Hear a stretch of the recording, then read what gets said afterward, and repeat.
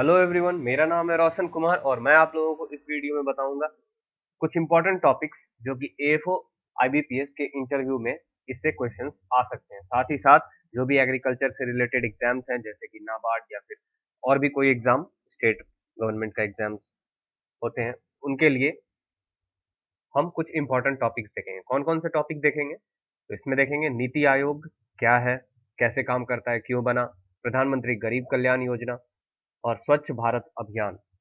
इन तीनों को हम इस वीडियो में देखेंगे। हमारा यूट्यूब का चैनल है एग्रीकल्चर फील्ड ऑफिसर आईबीपीएस, आप इसको सब्सक्राइब कीजिए ताकि ऐसे जो भी वीडियोस हम बनाते हैं वो आपको मिलते रहे। और फेसबुक पर भी इसी नाम से हमारा पेज है, एग्रीकल्चर फील्ड ऑफिसर आईबीपीएस। यहाँ हमने लिंक दिया है, आपको ये टाइप करना है यूआरएल में और आप पहुंच जाइएगा पेज या फिर यूट्यूब चैनल पर। तो देखते हैं क्या है ये तीनों, नीति आयोग, प्रधानमंत्री गरीब कल्याण योजना और स्वच्छ भारत अभियान। नेक्स्ट है स्वच्छ भारत अभियान।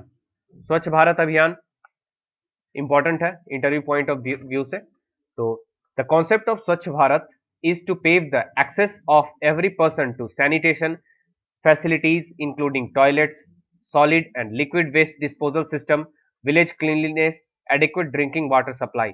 तो स्वच्छ भारत अभियान का उद्देश्य था कि सैनिटेशन फैसिलिटीज, मतलब जो टॉयलेट फैसिलिटीज वगैरह हैं, हर घर में होना चाहिए। ये उनका अधिकार है और इससे उन्हें वंचित नहीं रहना चाहिए। Solid and liquid waste disposal system, हर तरह का जो वेस्ट डिस्पोजल सिस्टम है, चाहे वो सॉलिड वेस्ट डिस्पोजल सिस्टम हो या फिर लिक्विड डिस्पोजल सिस्टम हो, लिक्विड वेस्ट डिस्पोजल सिस्टम, वो हर व्यक्ति को के मतलब एक्सेस में होना चाहिए। Village cleanliness, adequate drinking water supply, village साफ सुथरा हो, गांव जो है वो साफ सुथरा होना चाहिए। जैसे ओपन डेफिकेशन को खत्म करके गांव को साफ सुथरा करने का कोशिश है, या और भी तरीके हैं जिनसे गंदगी फैलती है, उसे रोकना इस स्वच्छ भारत अभियान का उद्देश्य था। पीने का पानी, साफ पीने का पानी हर लोगों को उपलब्ध होना चाहिए। उसके बाद Swachh Bharat Abhiyan is a campaign by the government of India to clean the streets, roads and infrastructure of the countries 4041 statutory cities and towns, मतलब 4041 सिटीज और टाउन्स को इनिशियली इसमें इंक्लूड किया गया था, जिनके की गली, रोड और बहुत तरह के इंफ्रास्ट्रक्चर, उनको साफ किया जाएगा। The campaign was officially launched on 2 October 2014 at Rajghat, New Delhi by prime minister Narendra Modi. तो 2 अक्टूबर 2014 को यह लॉन्च किया गया था हमारे प्राइम मिनिस्टर नरेंद्र मोदी के द्वारा। राजघाट में आपने पिक्चर्स देखे होंगे, प्रधानमंत्री झाड़ू लगाकर, मतलब खुद झाड़ू पकड़कर साफ कर रहे थे, झाड़ू लगा रहे थे। It aims to eradicate open defecation by 2019, मतलब 2019 तक ओपन डेफिकेशन को खत्म करना है। स्वच्छ Bharat Abhiyan is a national campaign covering 4041 statutory cities and towns. ये आगे मैं बता चुका हूं, 4041 सिटीज और टाउन्स को इंक्लूड किया गया था और 2019 तक ओपन डेफिकेशन को खत्म करना स्वच्छ भारत अभियान का उद्देश्य है। The programme has also received funds and technical support from the World Bank, और हमें जो टेक्निकल सपोर्ट है और फाइनेंशियल सपोर्ट है, ये वर्ल्ड बैंक दे रही है स्वच्छ भारत अभियान मिशन को पूरा करने के लिए। सबसे पहले नीति आयोग। तो नीति आयोग का पूरा नाम है national institution for transforming India. ये बना था 1 जनवरी 2015 को, और एक तरह से नीति आयोग, इसको, इसके फंक्शंस को अगर देखें तो इसको हम कह सकते हैं ये एक पॉलिसी थिंक टैंक है। मतलब जो भी पॉलिसीज बनते हैं गवर्नमेंट के, वो बनाना इसका काम है, उसके बारे में डायरेक्शन देना और पॉलिसी इनपुट्स देना।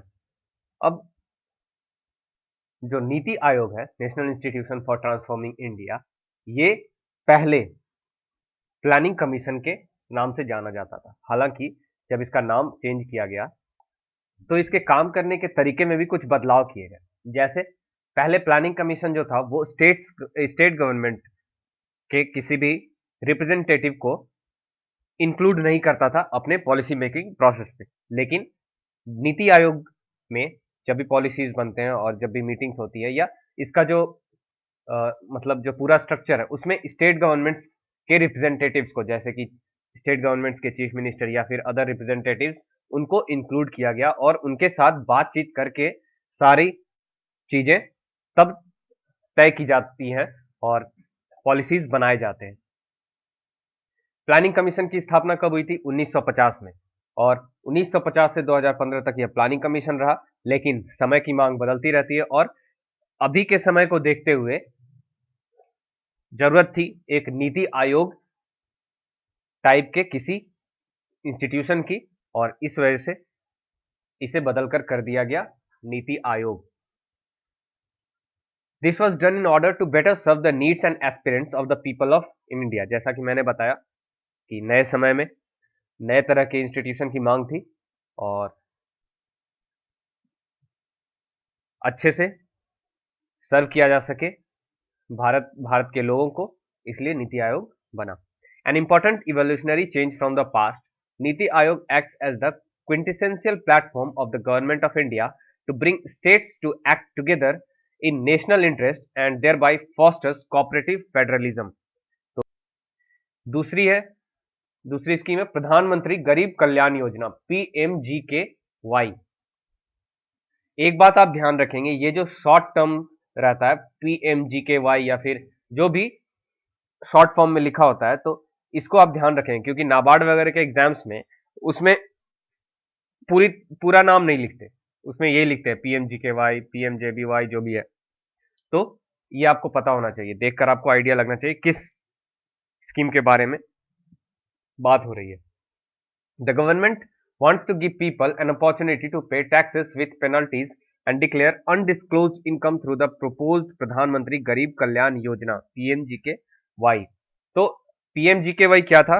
ये डिमोनेटाइजेशन के बाद, जब लोगों के पास बहुत ज्यादा पैसे, मतलब उन लोगों के पास जिनके पास बहुत ज्यादा पैसे थे और वो पैसे मतलब गलत तरीके से कमाए हुए पैसे थे, तो सरकार उन्हें एक मौका दे रही थी कि आपने अगर अपने पैसे गलत तरीके से कमा रखे हैं और आप जेल नहीं जाना चाहते, तो आप प्रधानमंत्री गरीब कल्याण योजना में उसे जमा करा सकते हैं।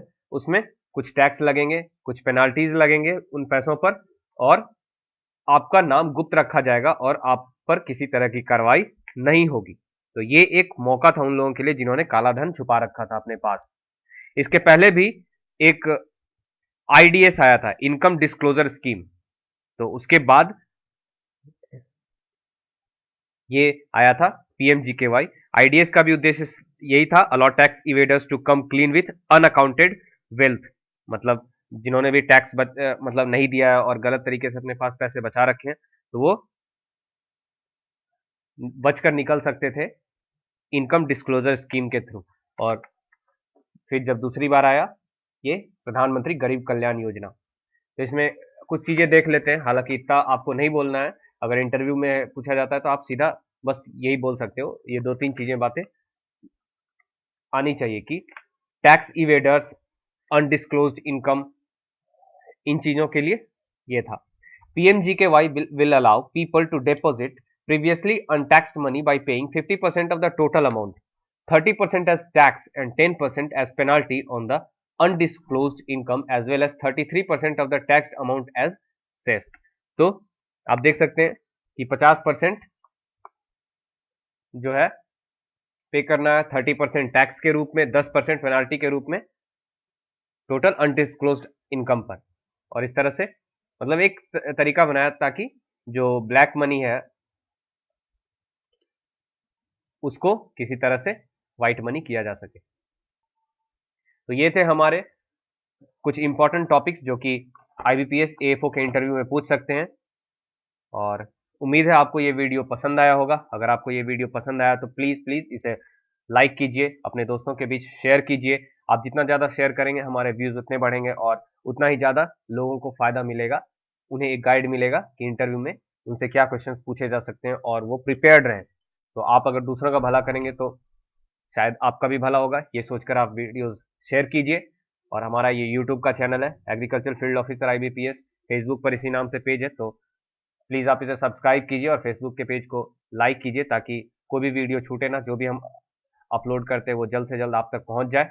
हमारा ये सब यूट्यूब का चैनल इंडिया का सबसे पहला और सबसे बड़ा यूट्यूब चैनल है। ऑलमोस्ट 4500 मतलब 4500 सब्सक्राइबर्स हो चुके हैं और फेसबुक पेज पे ऑलमोस्ट 1500 लाइक्स आ चुके हैं। तो आप भी सब्सक्राइब कीजिए, be a part of the family. Thank you very much.